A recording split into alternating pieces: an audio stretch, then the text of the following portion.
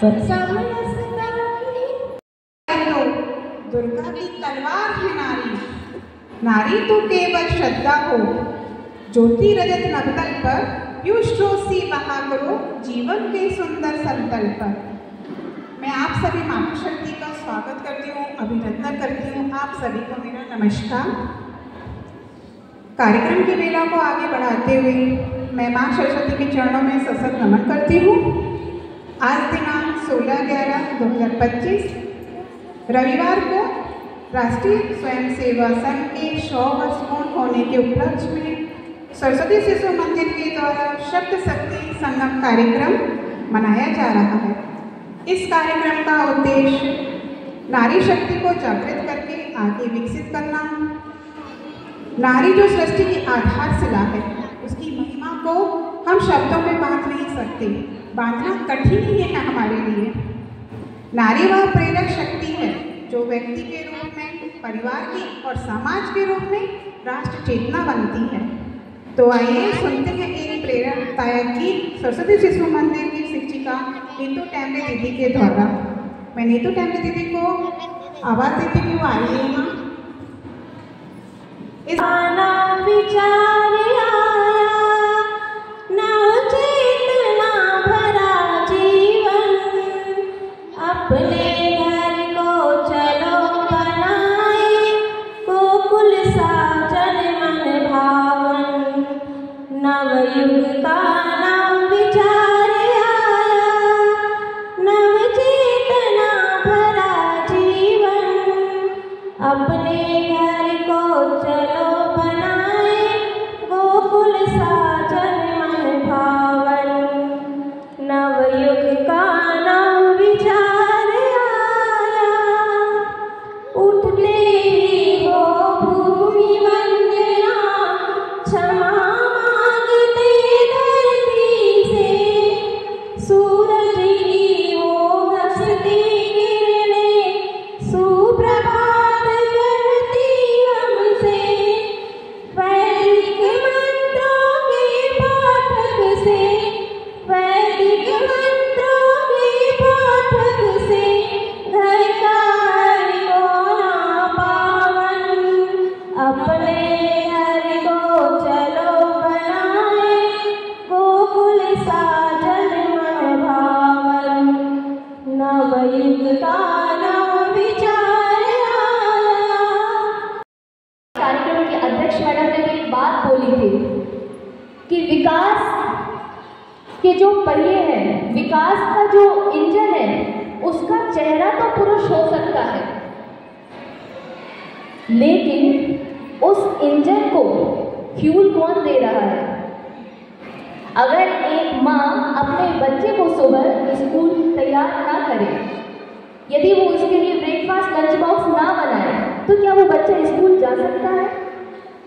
यदि एक पत्नी अपने पति के लिए सारी फैसिलिटेशन जो उनके सामान है, उनके लिए भोजन है और एक मानसिक पीस कि आप जाओ घर का हम देख लेंगे, यदि ये ना करे तो क्या वो पति ऑफिस जा सकता है या खुले दिमाग से काम कर सकता है?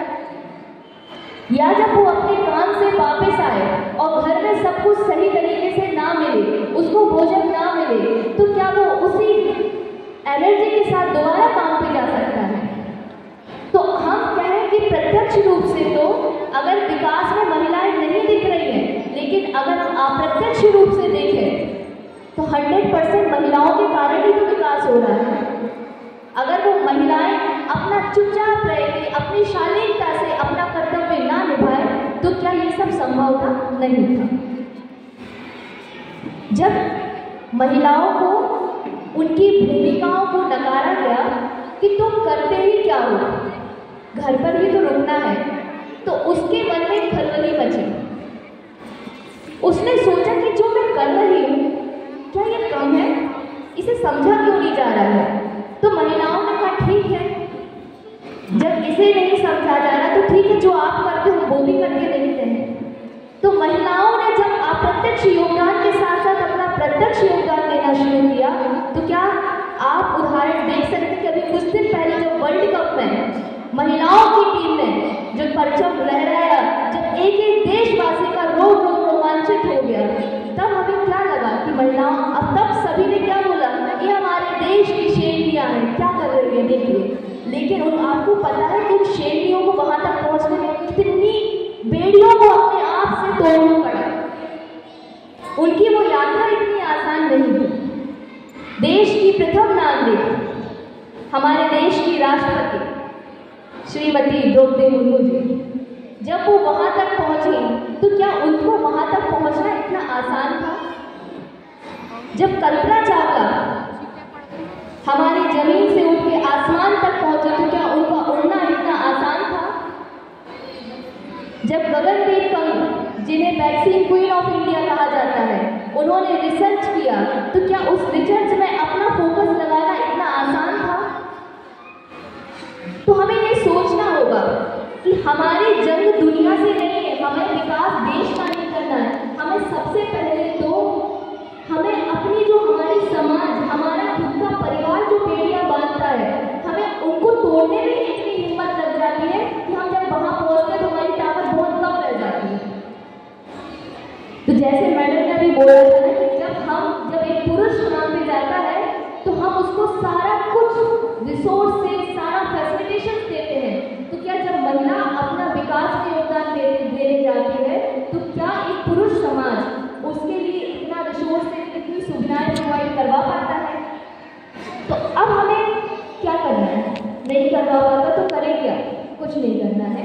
हमें सबसे पहले अपनी मानसिकता बदलनी है कि हमें वैलिडेशन की आवश्यकता नहीं है। जरूरी नहीं है कि हमारे लिए उस चीज को बहुत तरीके से वैलिडेट किया जाए कि नहीं हाँ कर रहे। हमें अपनी रफ्तार पकड़नी है। हो सकता है कि हम दौड़े नहीं, हो सकता है कि हम उड़े नहीं, पर चलने से तो कोई रोक नहीं सकता, और हो सकता है कि हम चले नहीं, पर रहने से तो कोई नहीं रोक सकता। बस हमें रफ्तार जारी रखनी है। हम जो कर रहे हैं उसको कंटिन्यू बनाए रखना है। तो हम क्या कर सकते हैं?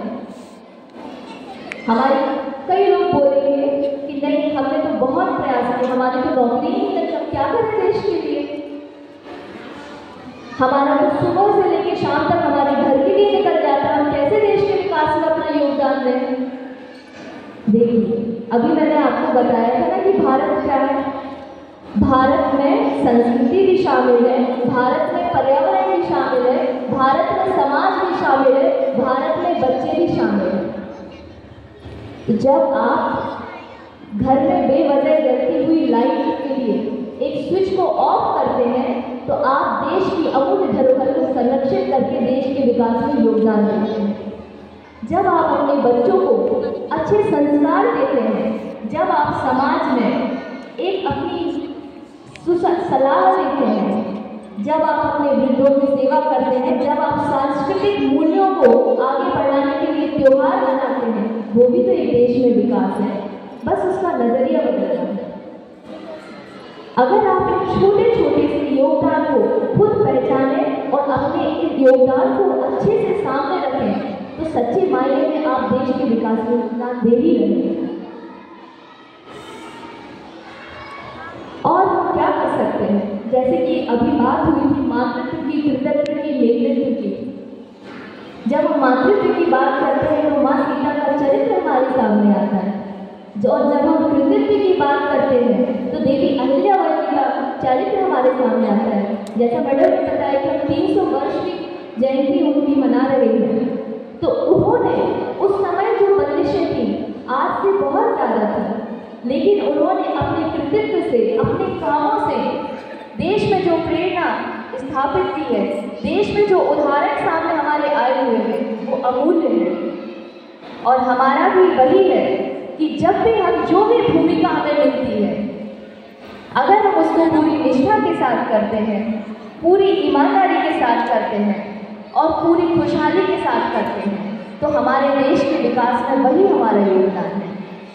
इसके लिए हमें क्या करना है? इसके लिए सबसे पहले हमें खुद को मजबूत करना है, खुद के मानसिक स्तर को मजबूत करना है, और खुद के अपनी जो पहचान है, हमें अपने योगदान पे गर्व होना चाहिए।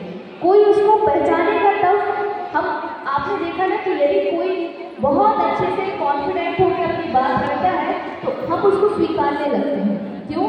क्योंकि हमें लगता है कि नहीं, सबसे पहले स्वीकार्यता उसके स्वयं के स्तर पर होती है।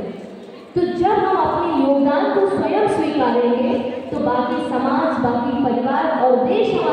बात को रिकॉग्नाइज करेगा। और अंत में मैं 2 लाइन कहूँगी कि सीढ़ियाँ उन्हें मुबारक जिन्हें छटक जाना है, मंजिलें हो जिनकी आसमां, उन्हें तो सीढ़ियाँ खुद बनाना। धन्यवाद।